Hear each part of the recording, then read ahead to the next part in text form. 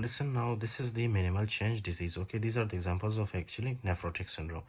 And minimal change disease क्या है? Most common cause in children. Okay, क्या होता है most common cause?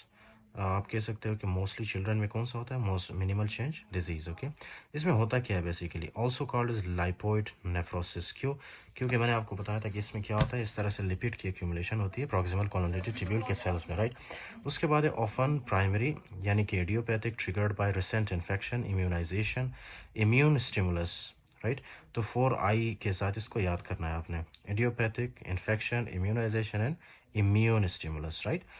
Release secondary to lymphoma इस एग्जांपल साइटोकाइन मीडिएटेड डैमेज. कुछ कभी कभी क्या होता है किस तरह से जो है ना, कुछ साइटोकाइंस आके क्या करते हैं, ये जो आपका पोडोसाइट है ना इसको डैमेज करते हैं, जिसकी वजह से पोडोसाइट्स के इफेसमेंट होती है, right. Okay, the next thing is the loss of antithrombin 3 which will lead to renal vein thrombosis. Obviously आपको पता है जब नेफ्रोटिक सिंड्रोम होगा तो क्या होगा, यहाँ से जो है एंटीथ्रोम्बिन 3 स्पेशली जो हमारे पास है ना उस वो लॉस होता है, राइट. यूरिन के अंदर चला जाता है, जिसकी वजह से थ्रोम्बस बनने के चांसेस ज़्यादा होते हैं, specially in the renal vein, right.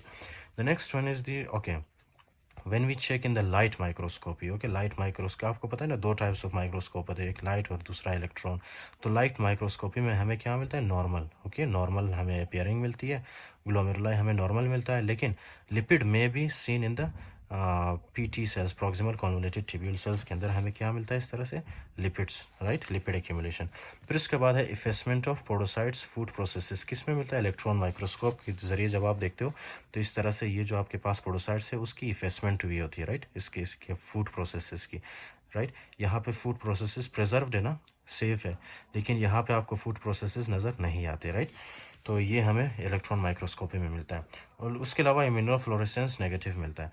Focal segmental ग्लोमेरुलोस्क्लेरोसिस क्या है, कैन बी प्राइमरी यानी कि इडियोपैथिक या secondary due to HIV infection, sickle cell disease, obesity और congenital malformations.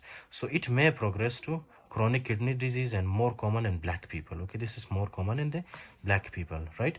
अच्छा जी, इसमें क्या मिलता है जब आप लाइट माइक्रोस्कोपी में देखते हो, लाइट माइक्रोस्कोपी में देखते हो तो आपको सेगमेंटल स्क्लेरोसिस एंड हाइलिनोसिस मिलता है, राइट.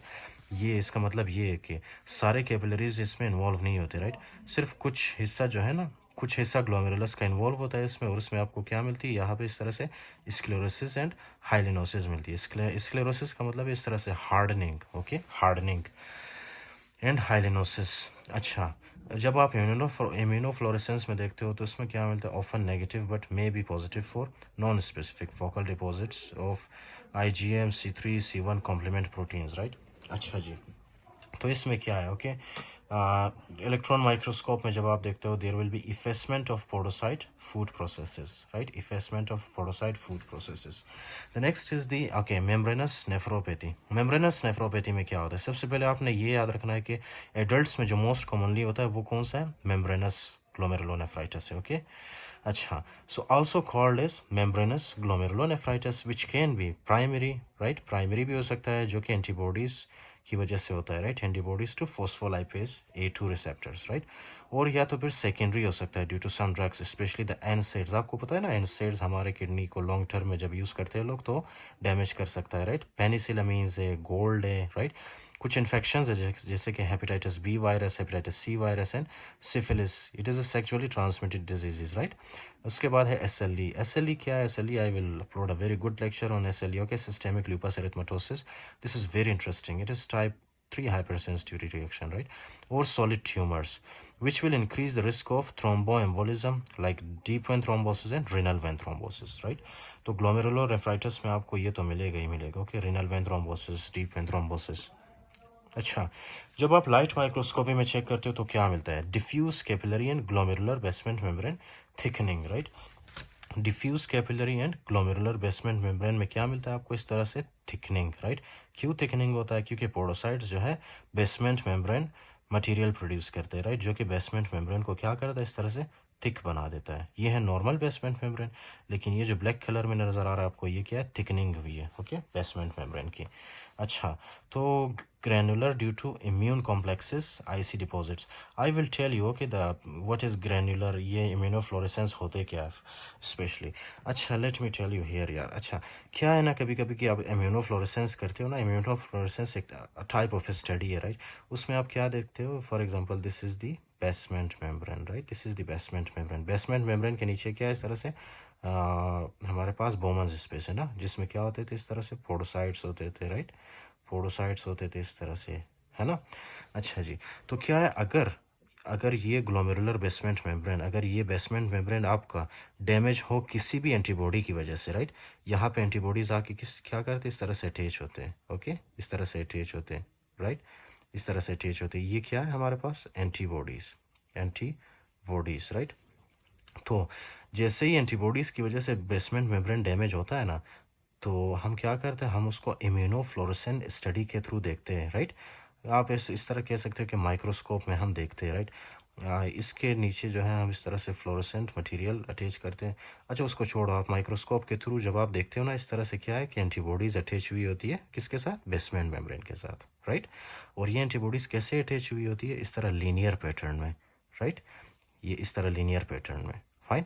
तो इसीलिए इसको हम लोग क्या कहेंगे, जब एंटीबॉडीज़ की वजह से क्या होता है, बेसमेंट मेम्ब्रेन डैमेज होता है, तो उसको हम क्या कहते हैं, लीनियर, ओके, लीनियर।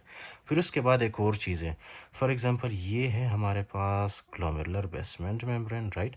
उसके बाद है ये, क्या नाम है इसका, Bowman's space, right. Bowman's space के अंदर क्या चीज़ है, इस तरह से पोडोसाइट्स प्रेजेंट होते हैं, right, which we discussed earlier. इस तरह से सेल्स होते हैं, पोडोसाइट्स, राइट, पोडोसाइट सेल्स होते हैं। फिर उसके ऊपर आपको पता है इस तरह से कैपिलरीज होती है, फाइन, कैपिलरीज, फिर उसके बाद मेसेंजियम, इस तरह के सेल्स होते हैं।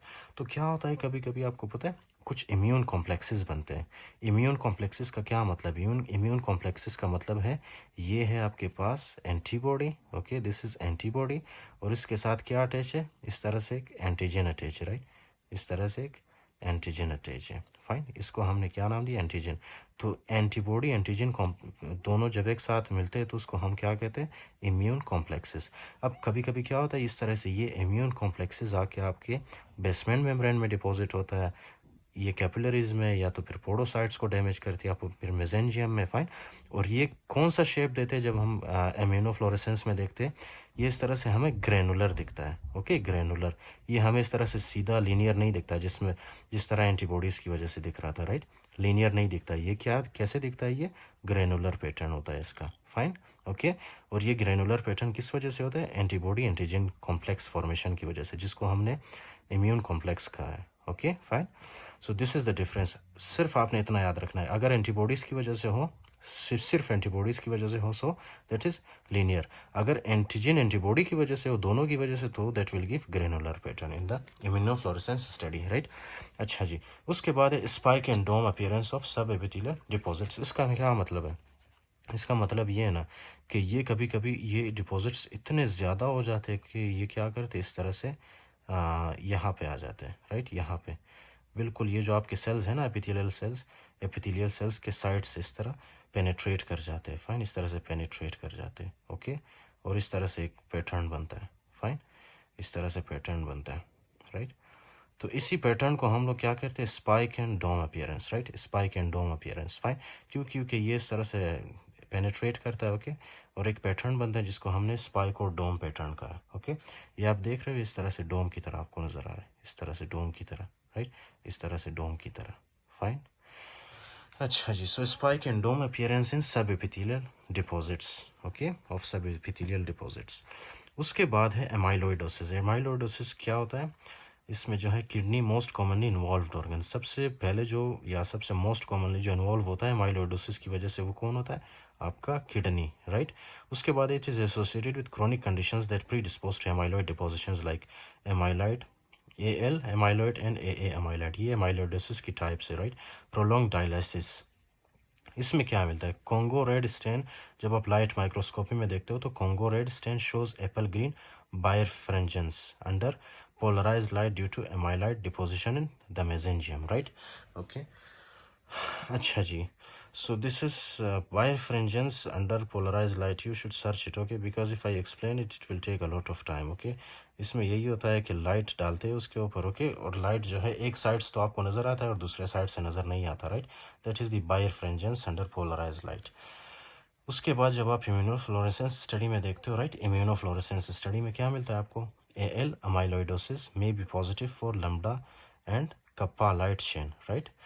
तो ये चीज़ें मिलती है आपको, हाँ, उसके अलावा mesangial expansion by amyloid fibrils. तो ये आ गया हमारे पास। फिर नेक्स्ट है हमारे पास डायबिटिक ग्लोमेरुलो नेफ्रोपैथी या डायबिटीज़ की वजह से जब आपके बॉडी के अंदर नेफ्रोटिक सिंड्रोम होता है, right, so that is called as diabetic glomerulonephropathy. So this the most common cause of end stage renal disease in United States. What we see here, hyperglycemia, non-enzymatic glycation of tissue proteins, and which will lead to mesangial expansion. Fine, okay. तो क्या होता है कि मेसेंजिस की expansion होती है। Do you remember this? मैंने आपको बताया था कि मेसेंजिस के अंदर क्या होती है, नोड्यूलर डिपोजिशंस होती है। फाइन, नोड्यूलर डिपोजिशंस होती है इसमें। इसकी वजह से क्या होती है, मेसेंजियम की एक्सपेंशन होती है, right. So glomerular basement membrane thickening and increase permeability which will lead to hyperfiltration, glomerular hypertension and increase filtration. This is very simple यार। ये जो है आपका glomerular basement membrane, okay, GBM, ये क्या होता है, ये डैमेज होता है। डैमेज होने की वजह से यहाँ पे जितना भी कंटेंट है ये इस तरह से आसानी से यहाँ से फिल्टर होगा, राइट। फिल्टर होने की वजह से क्या होगा, इंक्रीज होगा ना ग्लोमेरुलर फिल्ट्रेशन रेट। ये ग्लोमेरुलर फिल्ट्रेशन रेट तो कहते हैं इसको, right. Glomerular hypertrophy and glomerular scarring, glomerulosclerosis. यहाँ पे क्या होता है, फॉर लॉन्ग टर्म में जो है ना, ये वाला क्या होता है इसमें, ग्लोमेरुलर बेसमेंट मेम्ब्रेन की थिकनिंग होती है, इसकी स्कारिंग होती है, राइट। ये हार्ड हो जाता है, okay fine. Further progression of nephropathy, look for albuminuria with increase urine albumin to creatinine ratio, right. इसमें हम क्या देखते हैं, albuminuria, right, albuminuria, यानी कि एल्ब्यूमिन क्या मिलता है, हमारे यूरिन में डिपॉजिट होना स्टार्ट कर देता है, राइट। तो इसके लिए हम एक टेस्ट करते हैं जिसको हमने कहा है albumin to creatinine ratio, right. उसके अलावा ACE inhibitors and angiotensin receptor blockers are renoprotective. इसके लिए हम दे सकते हैं एस इनहिबिटर्स या angiotensin receptor blockers, right. These drugs they are renoprotective, यानी कि आपकी किडनीज को प्रोटेक्ट करते हैं, right. Next is mesangial expansion glomerular basement membrane thickening. ये किस में मिलता है आपको, लाइट माइक्रोस्कोपी में, राइट। जब आप देखते हो तो आपको क्या मिलता है, mesangial expansion of glomerular basement membrane. ये आपके पास है मेसेंजियल एक्सपेंशन मिलता है, ओके, क्योंकि इसके अंदर डिपॉजिट्स होती है, nodular depositions, right. Glomerular basement membrane thickening, ये देख रहे हो ना आप, ये क्या है हमारे पास, ग्लोमेरुलर बेसमेंट मेम्ब्रेन, इसकी क्या हुई है, यहाँ पे थिकनिंग हुई है, फाइन। ईओसिनोफिलिक nodular glomerulo sclerosis. अच्छा, इसमें आपको एक साइन मिलता है जब आप लाइट माइक्रोस्कोपी में देखते हो, right. किमिलस्टीन Wilson lesions, right, किमिलस्टीन Wilson लियन मिलता है आपको, okay. For example you can see in this picture number D, okay. ये क्या है आपके पास, ये जो आपको नज़र आ रहा है, राइट, ये जो आपको नज़र आ रहा है, these are the Kimmelstiel Wilson lesions, right. तो ये mostly light microscopy, immunofluorescence, electro microscopy, ये हिस्टोपैथोलॉजिस्ट्स करते हैं, राइट, जब आप उनके पास लेके जाते हो, राइट। तो आप अगर एग्जाम के लिए ये चीज़ें याद रख सकते हो, so that is very good, right. नहीं तो वैसे क्लिनिकल यूज़ के लिए तो ये मोस्टली जो है किसको, उनके पास जाता है, राइट, हिस्टोपैथोलॉजिस्ट्स के पास, राइट। लेकिन आपको पता होना चाहिए इनका। अच्छा, फिर उसके बाद जब आप इम्यूनोफ्लोरेसेंस करते हो तो आपको क्या मिलता है, non specific standing, usually negative, कुछ नहीं मिलता आपको, राइट। इम्यूनोफ्लोरेसेंस स्टडी में ना आपको एंटीबॉडीज़ मिलती है, ना आपको फॉर एग्जांपल इम्यून कॉम्प्लेक्सेस मिलते हैं, नहीं मिलते हैं ना। क्यों नहीं मिलते, क्योंकि ये डिजीज़ किसकी वजह से हो रहा है, डायबिटीज़ की वजह से। तब अब आप इलेक्ट्रॉन माइक्रोस्कोप के थ्रू जब आप देखते हो तो हम आपको क्या मिलता है, prominent thickening of glomerular basement membrane with expanded mesangium. वही फाइंडिंग्स जो यहाँ पे थी, वही फाइंडिंग्स आपको इलेक्ट्रॉन माइक्रोस्कोपी में मिलेगी, right. Predominantly due to increased mesangial matrix and segmental podocyte effacement. आपको सेगमेंटल पोडोसाइट इफेसमेंट भी मिलेगी इसमें, राइट। ये है ना, यहाँ पे जो पोडोसाइट्स होते हैं उनकी इफेसमेंट हुई होती है, राइट, ओके, दैट्स इट।